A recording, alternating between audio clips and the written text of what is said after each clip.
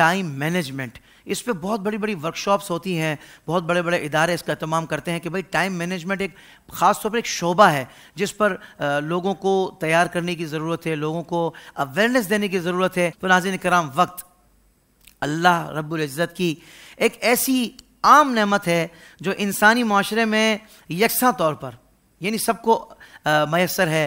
امیر ہو, غریب ہو, عالم ہو, جاہل ہو, چھوٹے ہوں, بڑے ہوں, اللہ نے سب کو عطا فرمائی ہے.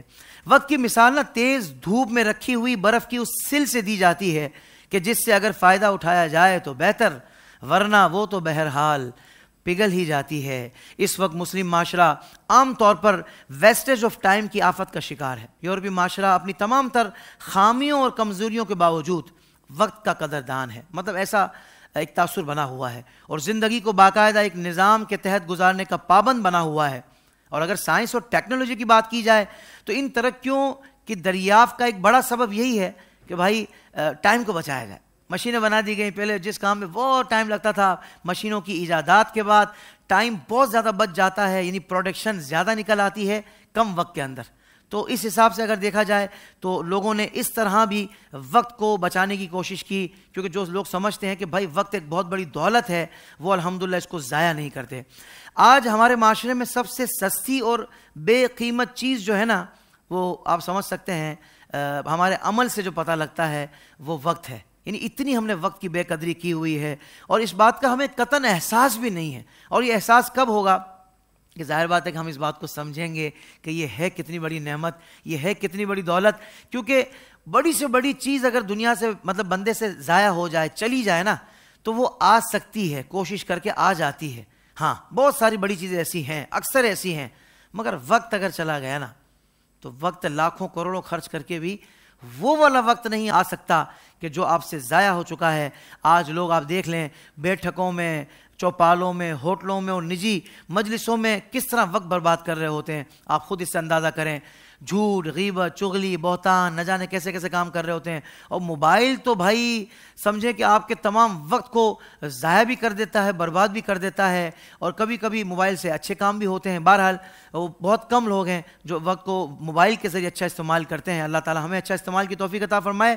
ناظرین کرام, ٹائم مینجمنٹ ہے کیا, اس کو سمجھنے کی ضرورت ہے. یہ ایک ایسا عمل ہے کہ جس کے تحت آپ وقت کے استعمال کا صحیح طریقہ کار آپ حاصل کر لیں گے اور وقت کی بہتر منصوبہ بندی کے ذریعے آپ یہ جان پائیں گے کہ دن بھر آپ نے کیا ایکٹیویٹیز کرنی ہے, یعنی کس ایکٹیویٹی کو کتنا وقت دینا ہے. یہ اس کو ٹائم مینجمنٹ کہتے ہیں. یعنی کام تو کرنا ہی ہے, پر کس ٹائم کو کتنی اہمیت دیتے ہوئے کتنا وقت اس پر لگانا ہے. اور انسان کو زندگی میں حاصل ہونے والی کوئی کامیابی وقت کی پابندی کے بغیر ممکن ہی نہیں ہے. ناظرین کرام, اگر آپ اپنی زندگی کے کاموں کو اس طرح کرتے ہیں کہ کل کر لوں گا, پرسوں کر لوں گا, بھائی کل نہیں آتی, آج ہے آج. جی ہاں, جس کی آج نہیں آئی نا پھر اس کی کل نہیں آتی. ہاں, جس کی آج آتی ہے پھر اس کی کل بھی آتی ہے. آپ سمجھ گئے ہوں گے میں کیا کہنا چاہ رہا ہوں.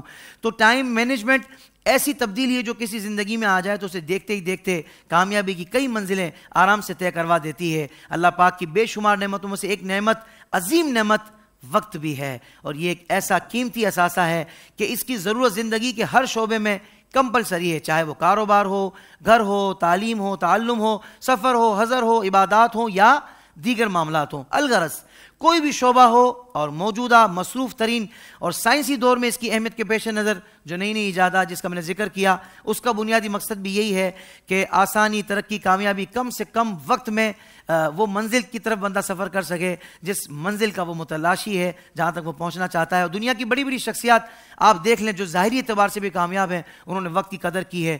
حقیقت میں سمجھدار اور وقت کا قدردان وہی ہے کہ جس نے اپنے وقت کو نیک اور مفید کاموں میں صرف کر کے اللہ پاک کی رضا حاصل کرنے کی کوشش کی, نہ کہ فالتو وقت گزارا اور برے کاموں میں یا غلط کاموں میں یا بے مقصد کاموں میں گزارا.